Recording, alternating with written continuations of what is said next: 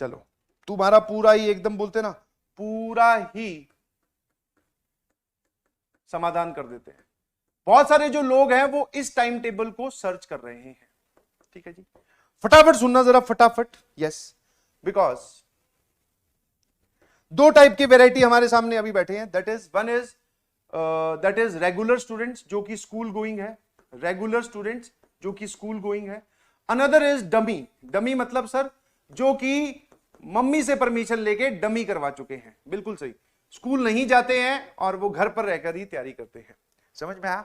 पहली चीज अपने दिमाग से ये निकाल दीजिए, पहली चीज अपने दिमाग से ये निकाल दीजिए कि सर ये वाला जो पलड़ा है ये भारी है।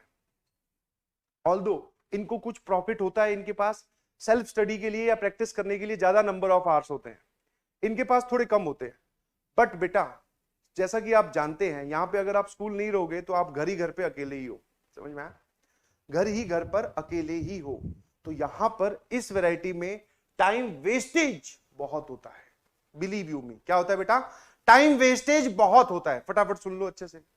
रेगुलर जो स्कूल गोइंग स्टूडेंट्स हैं, जो सुबह स्कूल जाते हैं और शाम को इस वक्त आके कोचिंग की क्लासेस या पीडब्ल्यू की क्लासेस अटेंड करते हैं और फिर रात तक पढ़ाई करते हैं, ये वो लोग हैं जो घर पे ही रहते हैं और घर पे पढ़ाई करते हैं। समझ में आया? अब कुछ बच्चों के दिमाग में डाउट आएगा, सर प्रॉफिटेबल सिचुएशन कौन सी है, रेगुलर या फिर डमी? दोनों ही, दोनों हैं भी और दोनों नहीं भी। समझ में आया? Depend on the calibre of the student. बच्चे पे डिपेंड करता है कि वो कैसे यूटिलाइज करता है। हाँ, अगर आप जेई के आंकड़े उठा के देखोगे, जेई के आंकड़े उठा के देखोगे तो maximum number of selection, please mark my word, maximum number of selections and good ranks, ये स्कूल गोइंग रेगुलर स्टूडेंट्स की आती है। ये किसकी आती है बेटा? स्कूल गोइंग रेगुलर स्टूडेंट्स की आती है। हाँ, समझ में आया? This is a fact. बहुत सारे लोग इसको विश्वास नहीं करते, बट जबकि आप नीट के आंकड़े उठा के देखोगे तो वहां पे ड्रॉपर का अमाउंट, ड्रॉप करने वाले बच्चे बहुत होते हैं, तो इस वजह से वो क्या करते हैं, वो ड्रॉपर का वहां पे सिलेक्शन ज्यादा होता है। अच्छी रैंक तो फिर भी 12वीं वालों की आती है। समझ में आया? तो जेई में मैक्सिमम नंबर ऑफ सिलेक्शंस, अच्छी rank school going regular students की आती है। This is a fact. तो अब तुम खुद देख लो प्रॉफिटेबल सिचुएशन कौन सी है ना? क्या मेरी बात समझ गए? है ना? अब जो लोग स्कूल जा रहे हैं उनके लिए जो टाइम टेबल रहेगा वो ये है कि आप मॉर्निंग में, हाँ, 1 आवर फॉर कोचिंग निकालिए बिल्कुल। उसके बाद में आप स्कूल जाइए। मैं एकदम ब्रीफ टाइम टेबल बता रहा हूं। स्कूल से आने के बाद में आफ्टर स्कूल, सुनते जाना आराम आराम से, आफ्टर स्कूल आपको 1 घंटा और निकालना है। आफ्टर स्कूल एंड पीडब्ल्यू की क्लासेस, एक अगर मैं रफ टाइम लेके चलूं तो आप बोल सकते हो 3:30 बजे से लेके आने वाली जिंदगी में 8 बजे तक हमारी पीडब्ल्यू की क्लासेस रहने वाली है। यस, इतना टाइम आपको देना ही पड़ेगा। समझ में आया? 8 बजे तक। ठीक है। अब इसके बाद में समझ में आया? जो रेगुलर स्टूडेंट्स हैं उनकी बात कर रहा हूं। 1 घंटा आप स्कूल जाने से पहले पढ़ाई करें पीडब्ल्यू की, 1 घंटा आप स्कूल से आने के बाद में पढ़ाई करें। इसके बाद में आप कब खाना खाएंगे, कब उठेंगे, वो सब आपकी कहानी है। क्या मेरी बात समझ गए? अब यहां आ जाओ। इसके बाद में आप क्या करो, 9 बजे से लेकर 12 बजे तक ये 3 घंटे निकालिए। दीज 3 आवर्स में आप अब अपनी डीपीपी और प्रैक्टिस, समझ में आया? इन 3 घंटों में आप क्या करें, डीपीपी जो आपको होमवर्क मिला है और नोट्स रिवीजन NR लिख देता हूं और प्रैक्टिस लिख देता हूं। ये आपको यहां करना है। जो लोग डमी हैं उनके लिए देख लो भाई, 7 से 9 1-2 घंटे की शिफ्ट यहां निकालें। ठीक है। फिर 9:15 से लेके आप बोल सकते हो 7 बजे से पहले आप कब उठे, जल्दी उठ सकते हो तो टाइम और बढ़ा दो, तुम्हारी इच्छा है। ठीक है। हाँ, 9:15 से 11:15 2 घंटे आप यहां निकालो।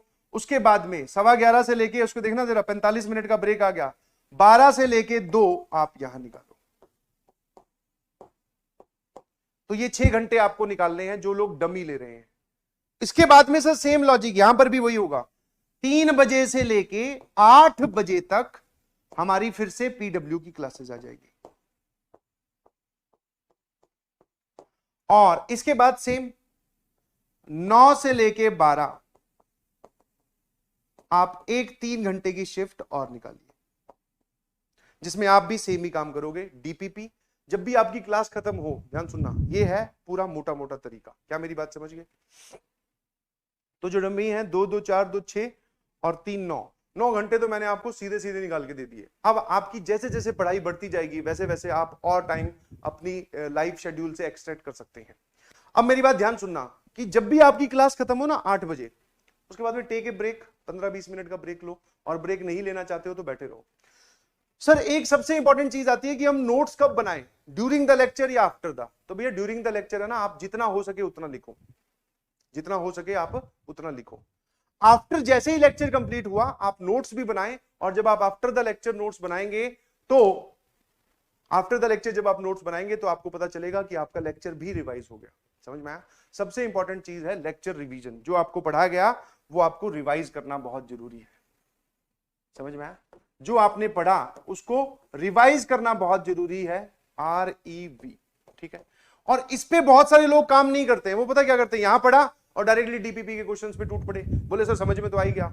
इस बात को आप अपने दिमाग में बसा लें कि जो भी लोग भी मेरी आवाज सुन रहे हैं, जो भी मेरी बात सुन रहे हैं, जो भी यहां पढ़ा रहा हूं, वो सबको समझ में आता है। समस्या सवाल के साथ जाके होती है। तो प्रैक्टिस तो आपको करनी ही करनी है, बट नोट्स को रिवाइज करना है बार बार।